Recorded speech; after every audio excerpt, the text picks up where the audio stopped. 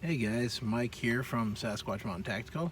Today I'm going to go over the installation and assembly of my off-road tow hook or tow shackle. This one is the factory tow pin that comes with the car. That's this silver part here and the shaft, and then this D-ring tow shackle that I added to it. Bought this on Amazon. I'll include that link and all the parts and the tools you'll need, and I'll go over how to assemble it and install it. Alright guys, so here's everything you'll need. As you can see, this is going to be the factory tow pin right here. This portion. Here is the 2-pack of D-rings that I bought. Again, I'll include that link. I'm just trying to open this up and I'll show you. So there's the second one. Now I did get, I bought an extra set of these little rubber bushings, and this, they call it an isolator. That's this part right here.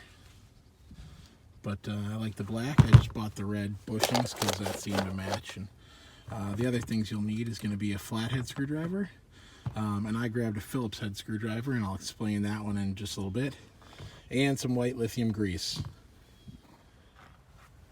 Alright guys, so here's going to be the assembly process. You can see I already have the white lithium grease on all the threads. And then I put some on here as well, because this is where, when you tighten it down, it pushes against this part of the shackle. And I wanted to make sure that it didn't rust on there eventually or seize up. Again, here's the factory tow pin, so you can get a good idea what that looks like. Again, I put white lithium grease all over the threads to make sure I didn't get any corrosion or that it didn't seize up at all. So here's how I put it together. So put this part of the pin through, put the spacers on there. Hopefully this is showing up on the camera okay. Feed that through. Put the rest of the spacers in there. Line it up. Thread it all the way through. So then when you get to this point, you kind of line it up on there. Here's where the Phillips head screwdriver is going to come into play. So I use the Phillips head screwdriver in this part to tighten this up, to get leverage on it, because this is so thick. It doesn't want to tighten up very easily and clamp down. So just put this through there, get that nice and tight, so that the D-ring is not flopping around. There we go, that should be, it's pretty stiff.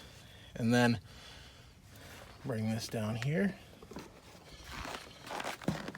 So here's where the tow pin goes in. Now there's a little cover on there.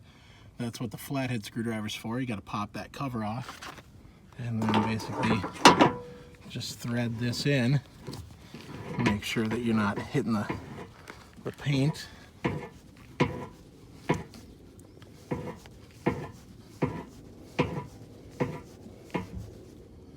Alright, there it stopped. And then just give it an extra little bit to make sure that it's in there tight and not going to spin around. That should be pretty good. There we go.